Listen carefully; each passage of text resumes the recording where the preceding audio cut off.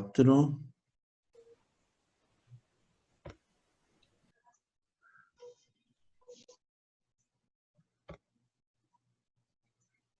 $36, $38.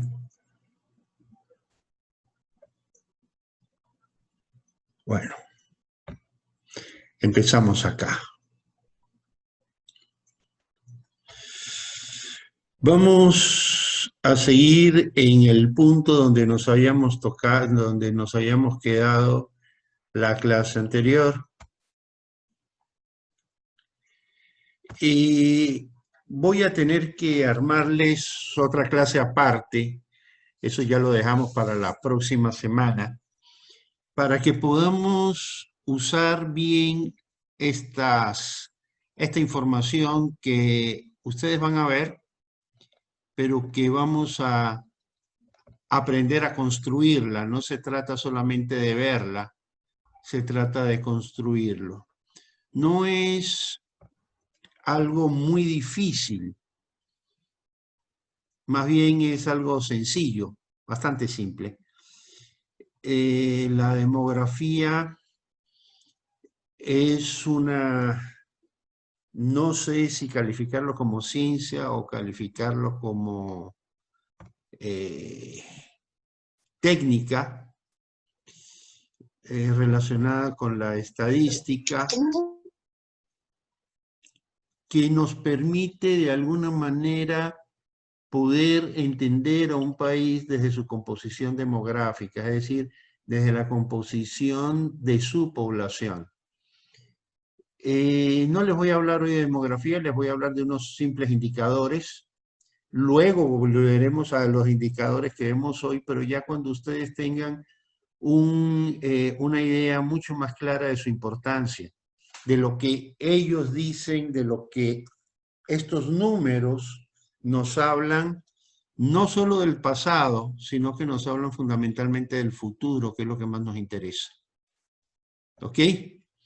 El pasado, les repito, nos interesa para aprender, para entender sus errores y para, de alguna manera, podernos proyectar a futuro. Hola Diana, ¿cómo estás? Qué gusto verte. Buenos días, economista. Muy bien. Igualmente un gusto verlo. Ok, vamos entonces a seguir con el tema. Estamos hablando de la evolución demográfica hacia el siglo XXI y otros indicadores. En realidad vamos a hablar del pasado, pero ese pasado nos va a proyectar al siglo XXI y eso lo vamos a ver al final del curso. Vamos a ver cuando ustedes tengan la edad mía, ya se vean como yo, ya con canas, ya viejitos. ¿Cómo va a ser la vida de ustedes en ese Ecuador del siglo XXI si no cambiamos las cosas? ¿Cuándo? ¿En el siglo XXI? No, si no las cambiamos hoy. Nosotros tenemos que aprender que el futuro se lo construye cada día. Y todo lo que pasa cada día va a repercutir en el futuro. ¿Ok? Entonces, como economistas, yo no soy amigo de la planificación stricto sensu, esa planificación que nos enseñan de llevar el detalle de todo y bla, bla, bla, bla. Yo creo que la economía hay que dejarla que camine suelta, hay que soltarle la rienda, pero soltar la rienda significa saber para dónde voy y saber manejar los incentivos, que es lo principal. Para mí los incentivos en una economía es lo fundamental, no son las leyes, sino lo que las personas buscan y hacia dónde queremos orientar que vayan. Y la mejor manera es mostrándoles el horizonte. Y la forma mejor de ver el horizonte es verlo desde el pasado. Bueno, nos habíamos quedado, habíamos visto algunos indicadores de bienestar social que en el pasado se usaban y que hoy se siguen usando. Y nos habíamos quedado con los primeros indicadores de orden demográfico que estábamos viendo, y el primero de ellos era la mortalidad infantil. ¿Qué cosa era la mortalidad infantil? pues era la tasa de niños nacidos vivos que morían en un año dado. La tasa de niños nacidos vivos dividido ¿para qué? Para cada 1000 niños nacidos. Es decir, es el por 1000, no es el por ciento, es el por 1000 de los niños nacidos vivos que morían en ese primer año. Y veíamos que en general en América Latina era muy alta comparado con lo que tenemos hoy. Hoy en América Latina estamos por 13,8 niños que nacen vivos y que mueren. De cada 1000 niños que nacen, 13, casi 14 van a morir. Pero en ese entonces eran 138, 128, perdón, casi 129. En Ecuador la tasa era bastante más alta. 10 niños más morían en Ecuador que en el resto de América Latina, morían 138. En el país donde menos morían, habíamos dicho que era el Uruguay, con 57,4. Hoy el caso de Cuba son 5,5, el caso de Chile son 7,4. Ahora, ¿cómo es que este indicador va mejorando en el tiempo? Este indicador mejora en el tiempo porque mejora la ciencia, mejora la medicina, mejora las medicinas, los tratamientos, los antibióticos, las vacunas y todo eso de los cuales siempre nos hablan los saludistas. Pero hay un factor importantísimo que es el que mejora todo. Y no tiene que ver con la salud, tiene que ver fundamentalmente con la educación. ¿Por qué? Porque la mayor parte de las muertes infantiles que se producen, lo mismo que la mayor parte de las muertes materno-infantiles, es decir, mujeres embarazadas que mueren en el parto, no son casuales, son evitables. Se pueden evitar. ¿Por qué no se evitan? Por ignorancia. Entonces, yo veo que los gobiernos construyen hospitales y hospitales y hospitales y hospitales y hospitales y un montón de hospitales. ¿Para qué?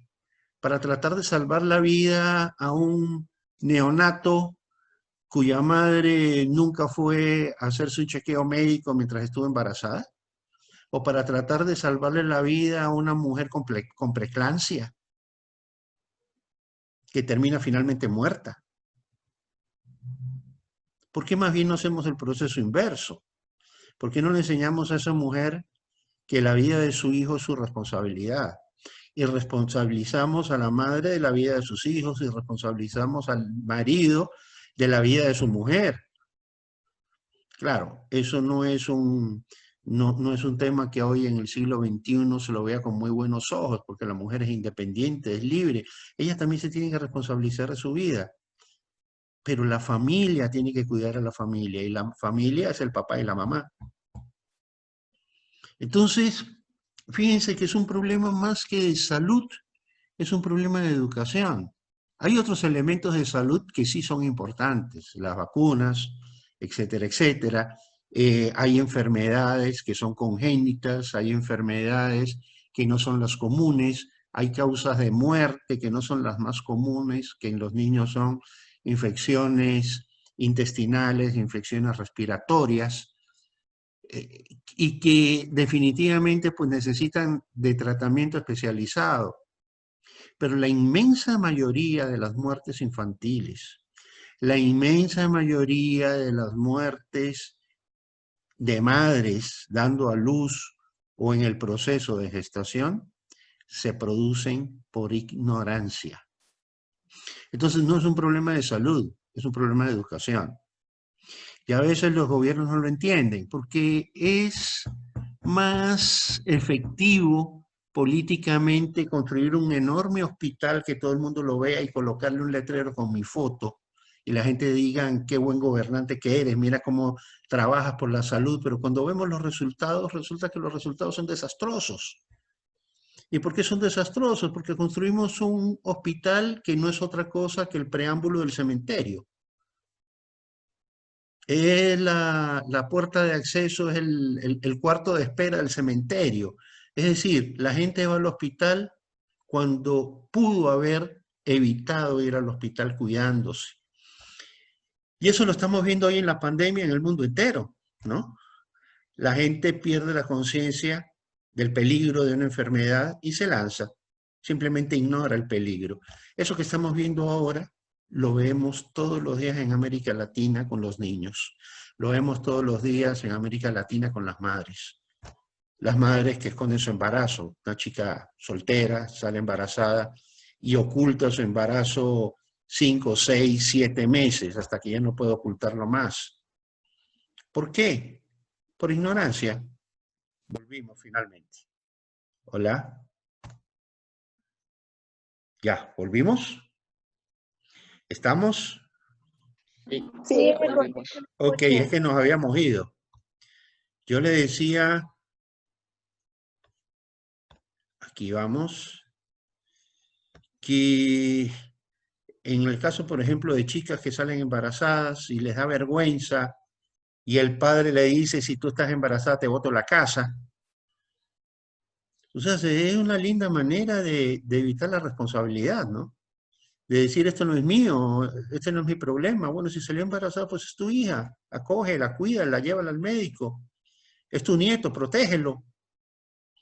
Pero no, te boto de la casa. Entonces ella, para que no le ocurra eso, se esconde. Y es el momento que va a dar a luz cuando se descubre que el niño viene con el cordón enredado en el cuello, o que el niño viene en mala posición, o que el feto no se ha desarrollado adecuadamente, o que no hay líquido amniótico porque se ha estado fajando. Estamos hablando de ignorancia. Estamos hablando de esa ignorancia que mata a nuestros hijos, que mata a nuestros nietos, que mata a nuestras hijas. ¿Ok? Entonces, fíjense ustedes cómo es tan importante la cultura en los asuntos de salud. Siempre queremos resolver los problemas de salud a través de la inversión pública, hospitales y esto y lo otro, y contrata médicos y contrata gente y hace hospitales bonitos y llénalos de cosas, cuando lo que tenemos que evitar es que la gente llegue al hospital.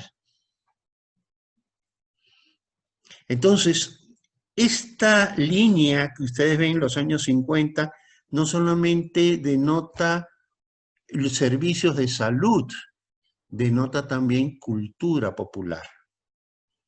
Denota también un avance en esa mentalidad de los pueblos, donde ciertos mitos, ciertos complejos van quedando de lado y vamos teniendo una vida un poco más amplia, mucho más transparente, que nos permite cuidarnos y que nos permite cuidar a nuestros hijos de mejor forma.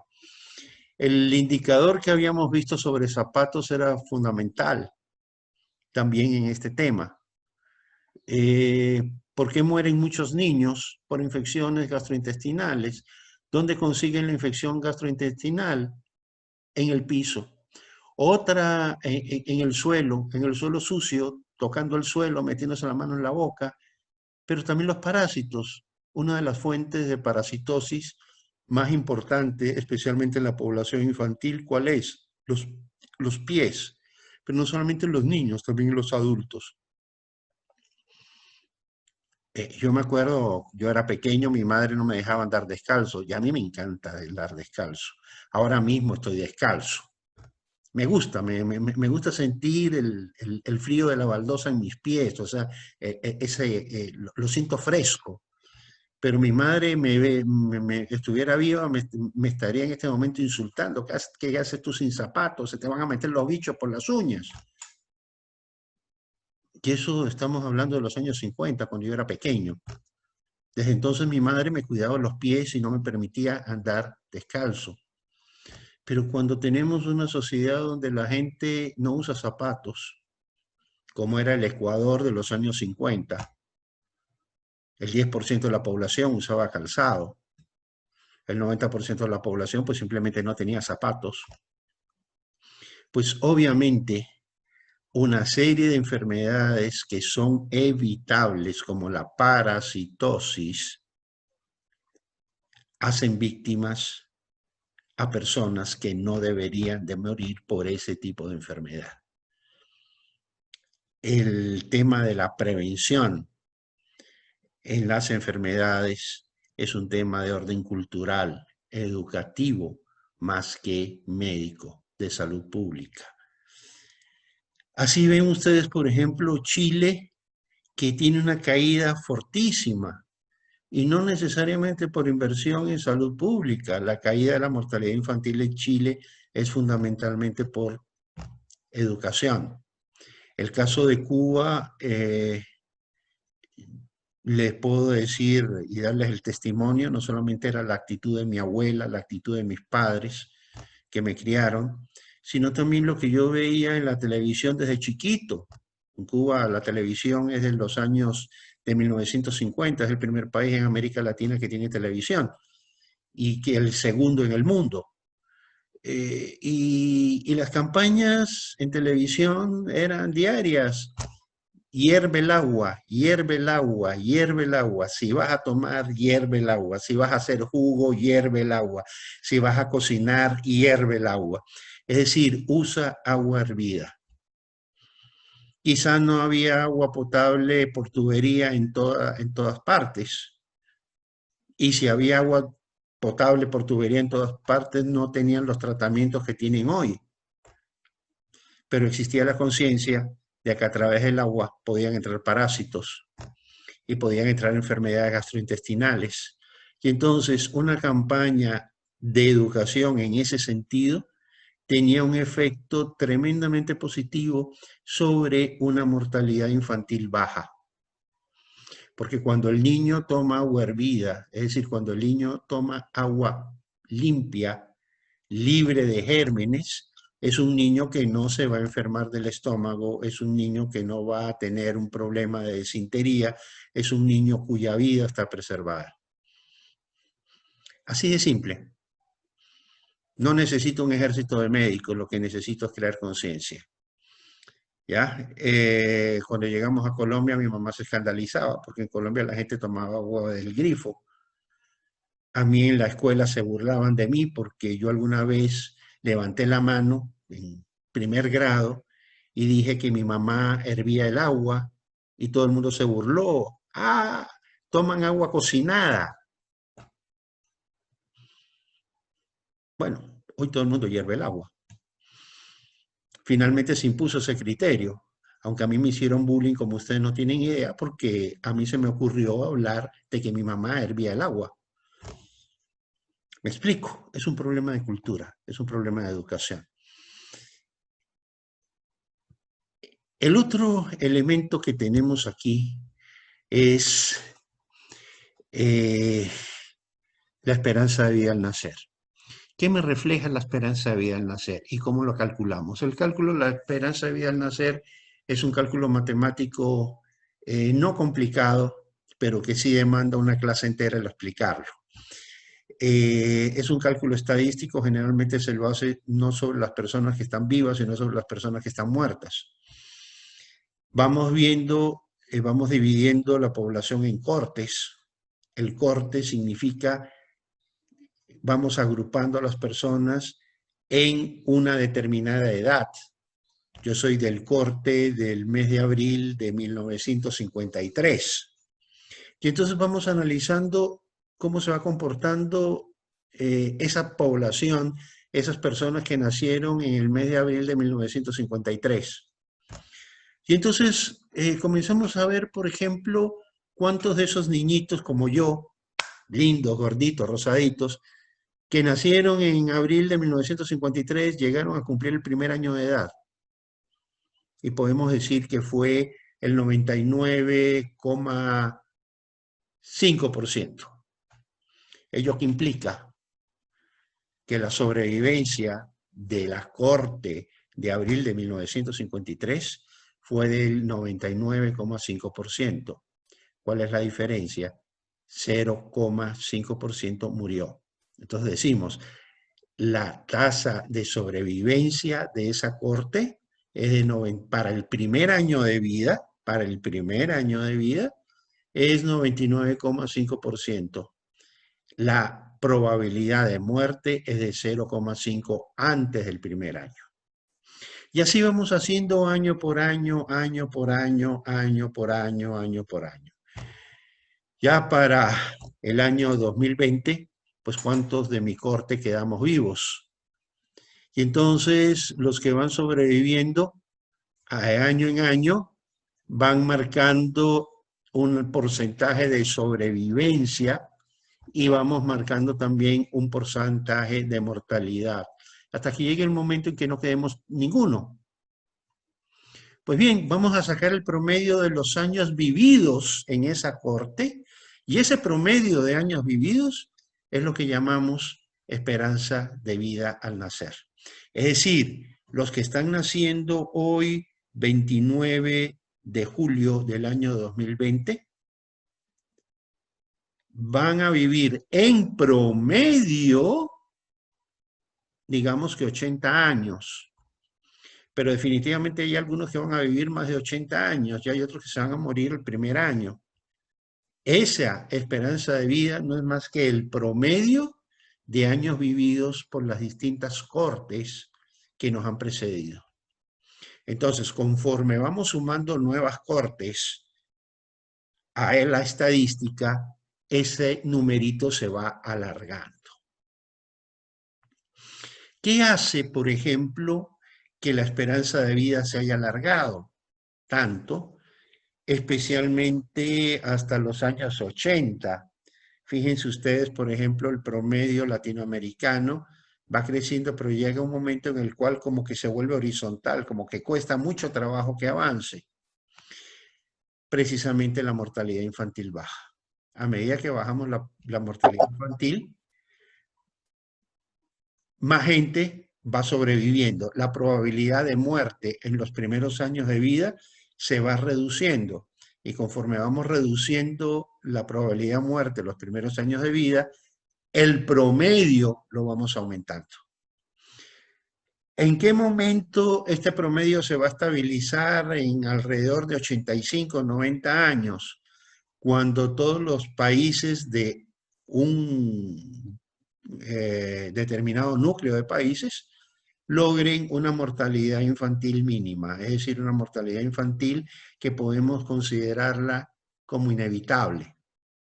Aquellos niños que mueren por problemas congénitos, por problemas de nacimiento, aquellos niños que nacen con ciertos defectos genéticos que requieren de tratamientos muy especiales, o simplemente aquellos niños que mueren con el famoso síndrome de muerte súbita o muerte de cuna, que por más que la ciencia haya avanzado, todavía no descubrimos a qué se debe eso. ¿Ok? Pero en la medida en que la tasa de mortalidad infantil va bajando, como vemos aquí, la esperanza de vida va aumentando. ¿Qué tiene que ver la esperanza de vida con los sistemas de salud? Un poco más que la mortalidad infantil. Aunque la mortalidad infantil tiene una gran influencia en la esperanza de vida. Especialmente a partir de ciertas edades. A partir de ciertas edades, cuando ya el ser humano no puede vivir sin una asistencia médica permanente. Cuando el preservar la calidad de vida principalmente se torna difícil. Entonces, fíjense ustedes cómo los problemas de salud en la niñez, ¿cómo los resolvemos? Con educación. Porque son problemas dominantemente culturales los que generan muerte infantil. En cambio, en los días postreros del ser humano, en las edades más avanzadas, ahí sí necesitamos un sistema que invierta en mejorar la calidad de vida de las personas. porque las personas comenzamos ya a convertirnos en trasto viejo y cada vez tenemos más problemas de salud, ¿no? Yo siempre hago la broma cuando con mis compañeros de universidad, cuando yo tenía la edad de ustedes, nos reuníamos y conversábamos sobre el partido de fútbol del fin de semana o sobre las tareas, qué difícil que fueron hacerlas. ¿Y qué hiciste el fin de semana? No, pues salí con fulanita, pero oye, pero tú salías con menganita, no, es que estoy saliendo con las dos,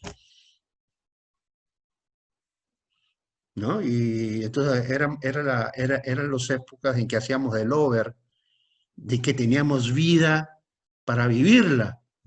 Hoy yo me encuentro con el decano, que era mi compañero de banca, mi mejor amigo, y el saludo que nos damos es: hola manito, ¿cómo sigue tu presión? Y el azúcar, hermano, la tienes controlada, no se te ha subido el azúcar. Oye, ¿y la próstata, cuándo fue la última vez que te la perdí? ¿Cuándo fue la última vez que te hiciste el chequeo? Y tu mujer ya se fue a hacer el chequeo de mama o el chequeo del útero o sigue descompensada hormonalmente. O sea, la vida nos va cambiando,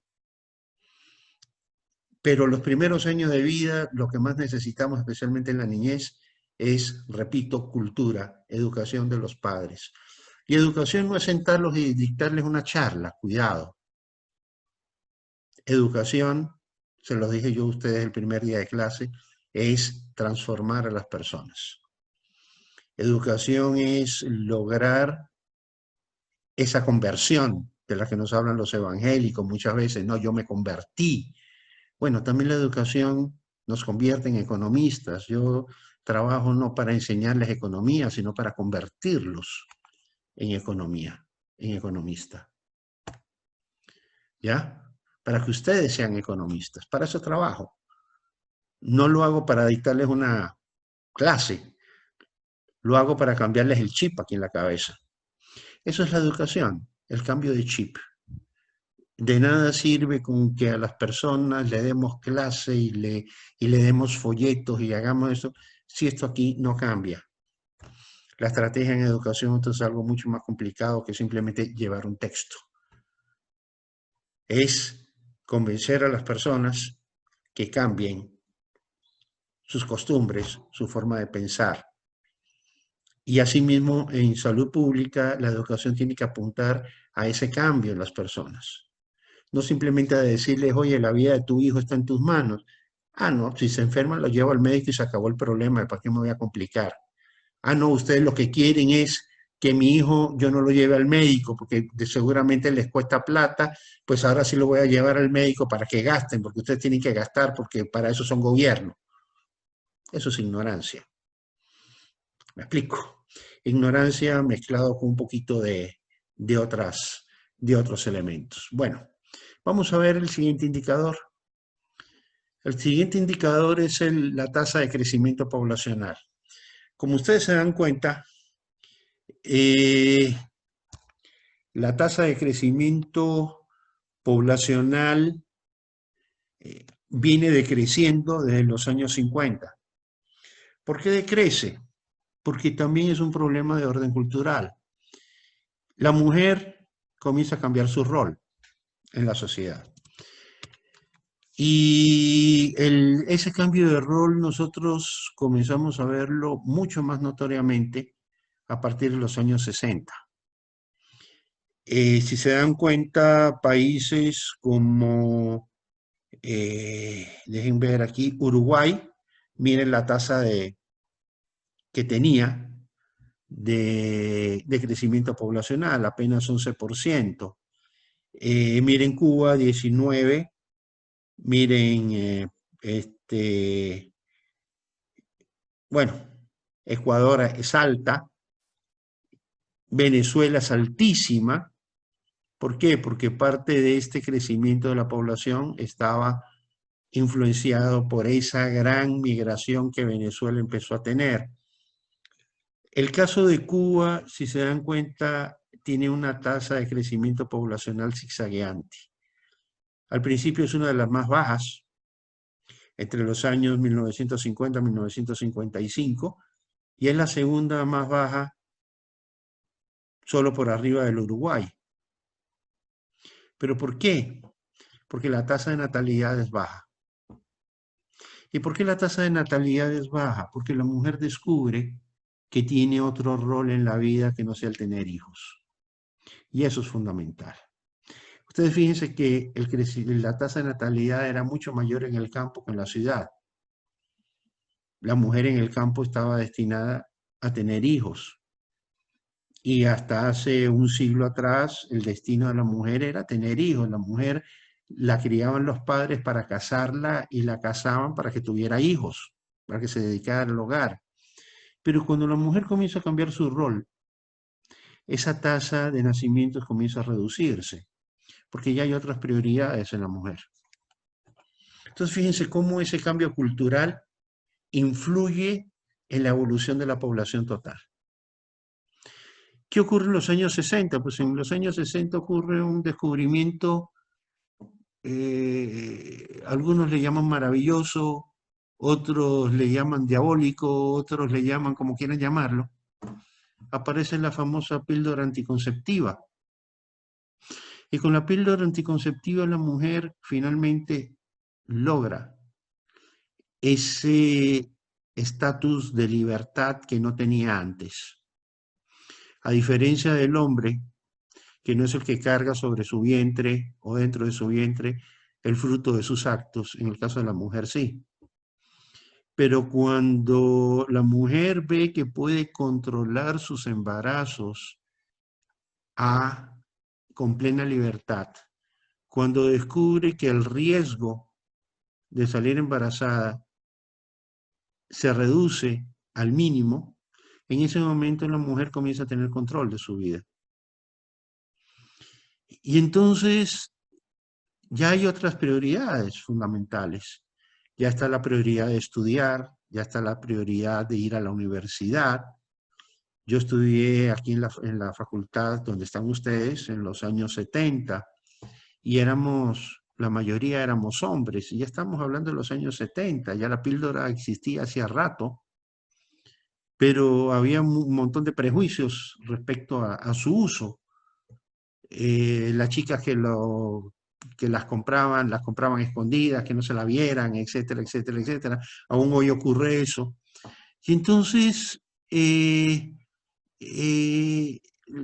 la mujer todavía no estaba tan integrada en la universidad como lo está hoy. Hoy la mujer se integra en la universidad, hoy la mujer se integra al trabajo y se embaraza cuando decide hacerlo, no cuando por accidente ocurre, y cuando ocurre por accidente, pues es por ignorancia, no por accidente. ¿Me explico? Entonces, este cambio revolucionario en la mujer tiene efectos tremendos sobre el crecimiento poblacional espontáneo. La tasa de natalidad empieza a disminuir, la tasa de fecundidad disminuye y el número de niños comienza a reducirse. Entonces, si bien en los años 50 y en los años 60 el grueso de la población de estos países era población infantil, conforme van pasando los años la población infantil comienza a reducirse. Y comienza a reducirse precisamente por el cambio de rol de la mujer. Pero también comienza a reducirse por otra causa que se llama la migración. Eso lo vamos a ver en su momento un poquitito más adelante. Vamos a tocar la migración como causa de esta caída de la tasa, pero poco a poco. Esa es la tasa bruta de mortalidad. ¿Qué cosa es la tasa bruta de mortalidad? El número de muertos que tiene un país anualmente por cada 1000 habitantes. La tasa bruta de natalidad va bajando, ¿por qué?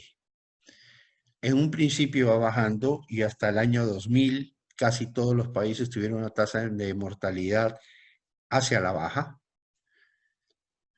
justamente porque la tasa de mortalidad infantil se reducía, y siendo los niños el mayor contenido de mortalidad que había, imagínense ustedes, 128, 135 niños de cada 1000 nacidos, esos números hacían que la mortalidad fuera muy grande en un país. En el momento que esas muertes comenzamos a evitarlas, la tasa de mortalidad comienza a caer. Pero la tasa de mortalidad en un país no va a caer siempre. Va a llegar a un límite a partir del cual va a comenzar a subir. Y va a comenzar a subir, ¿por qué? Sencillamente porque el ciclo de vida de las personas está limitado. Lo podemos manipular, lo podemos ampliar. Y hemos visto que se ha ido ampliando el ciclo de vida. Hemos visto que hemos pasado de menos de 50 años a casi 80 años después de medio siglo. Sin embargo, en algún momento todos tenemos que morir. Y entonces, cuando el número de niños comienza a reducirse, la población comienza a envejecer. Y con una población que comienza a envejecer, la tasa de mortalidad comienza a subir. Ya nacen menos niños de los viejos que se mueren. Y en ese momento comenzamos a ver que por cada 1000 habitantes el número de muertos es cada vez mayor. Este indicador lo vamos a ver más adelante, no le vamos a parar bola todavía. Vamos a ver ahora lo que es la estructura de la población y vamos a ver la estructura de la población por rango de edades.